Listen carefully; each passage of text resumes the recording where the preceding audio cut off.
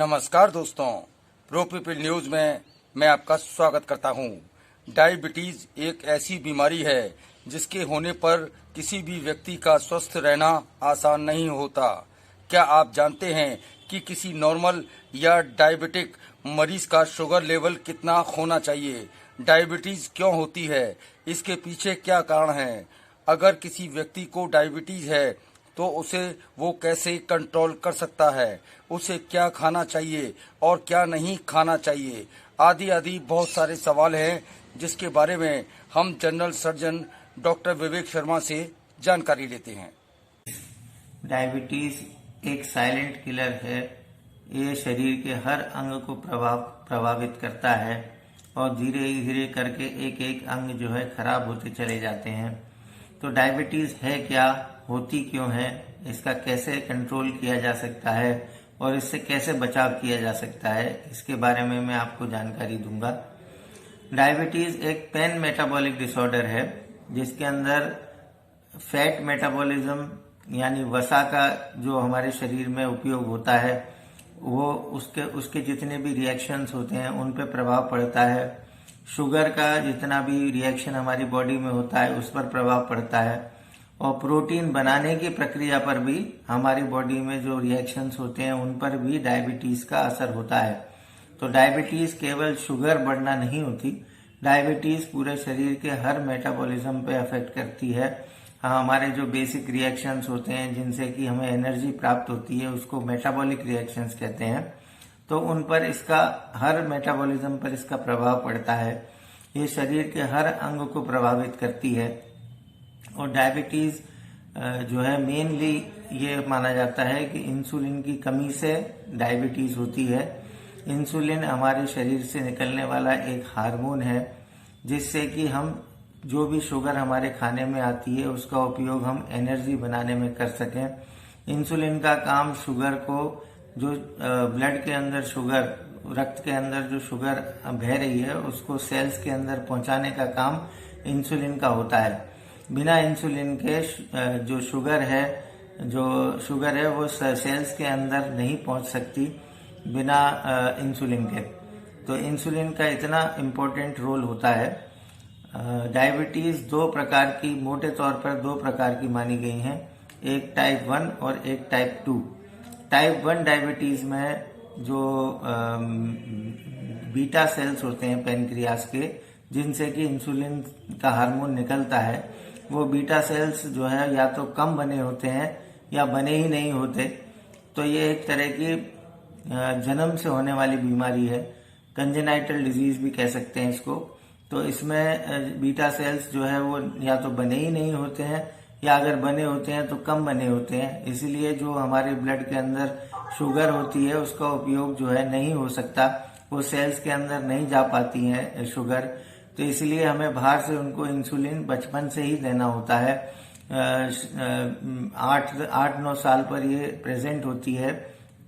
8-9 साल की उम्र से लेकर और पूरी जितनी उम्र हो तब तक ऐसे मरीज जो टाइप 1 डायबिटीज के मरीज होते हैं उनको इंसुलिन लगाते रहनी पड़ती है। ये इंसुलिन डिपेंडेंट डायबिटीज मेलाइटस भी कहलाती है।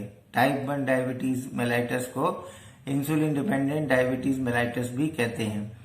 टाइप 2 डायबिटीज जो है उसको हम रोक सकते हैं, उसके लिए हम कोशिश कर सकते हैं कि वो हमको ना हो, क्योंकि टाइप 2 डायबिटीज हमारे खान पान में इरेगुलरिटी की वजह से, खान पान का एक समय न होना, आज खाना आप 4 बजे खा रहे हैं दोपहर का, दूसरे दिन 2 बजे खा रहे हैं, तो इस वजह से ये डायबिटीज जो है वो टाइप 2 वाली ये इस वजह से होती है कि आपके खान पान का में इरेगुलरिटी है, उसमें रेगुलर टाइम नहीं है खाने का। दूसरा, ज़्यादा फास्ट फूड खाना, ज़्यादा वसायुक्त भोजन करना, इन सब चीज़ों से आपका वजन बढ़ता है और वजन बढ़ने से टाइप 2 डायबिटीज मेलाइटस हो जाती है। टाइप 2 डायबिटीज मेलाइटस में इंसुलिन की कमी नहीं होती, बीटा सेल्स बिल्कुल ठीक होते हैं और इंसुलिन भी अपने नॉर्मल मात्रा में सीक्रेट करते हैं। परंतु जो शुगर का जो ब्लड से शुगर आती है खाने के द्वारा, वो जो है जिस रिसेप्टर से अटैच होती है वहां पर वसा के जमा होने की वजह से वो ठीक प्रकार से अटैच नहीं हो पाती और insulin beta cells normal amount में सीक्रेट नहीं कर पाते, क्योंकि उनको जो सिग्नल मिलता है वो वीक सिग्नल होता है या मिल ही नहीं पाता है। इसलिए वजन को ना बढ़ने दें। अगर वजन बढ़ेगा तो नॉन इंसुलिन डिपेंडेंट डायबिटीज या टाइप 2 डायबिटीज आपको हो सकती है। ये 40 की उम्र के बाद अक्सर देखा जाता है कि ये पाई जाती है।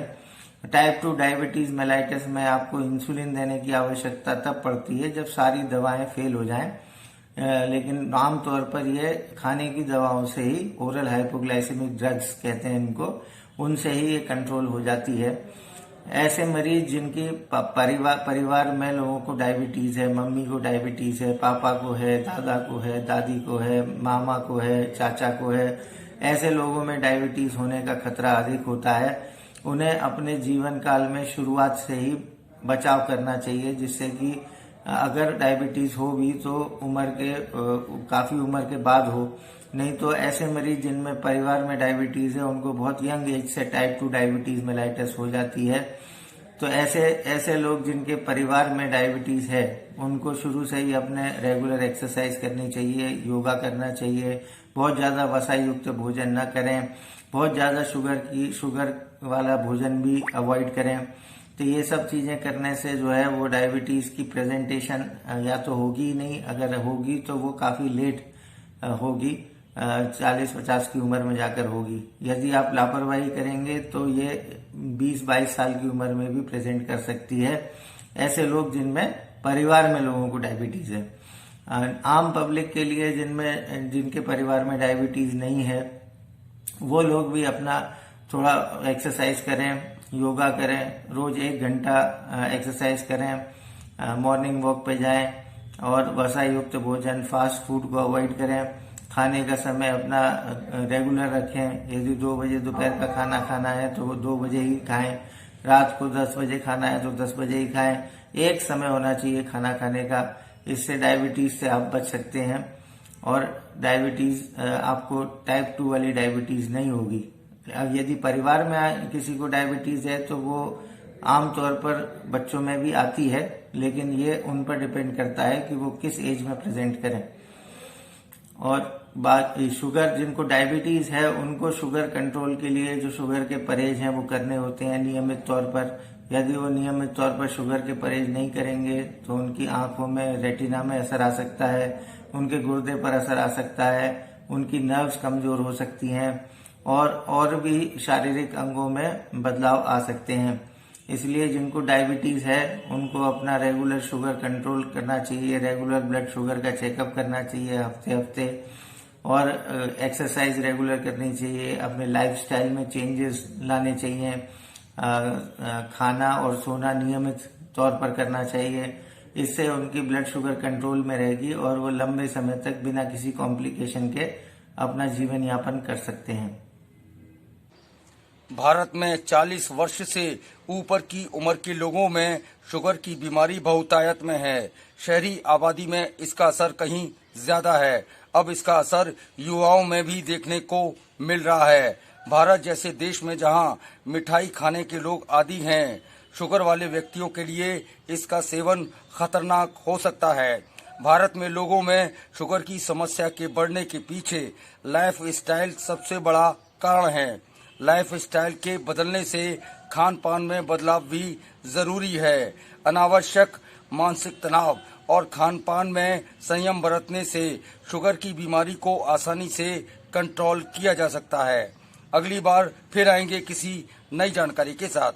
प्रो पीपल न्यूज के लिए अमिताभ आकाश की रिपोर्ट। लेटेस्ट न्यूज अपडेट के लिए हमारे चैनल को सब्सक्राइब करें और साइड में दिख रहे नोटिफिकेशन बेल आइकन पर क्लिक करके हमारे वीडियो को सबसे पहले देखें।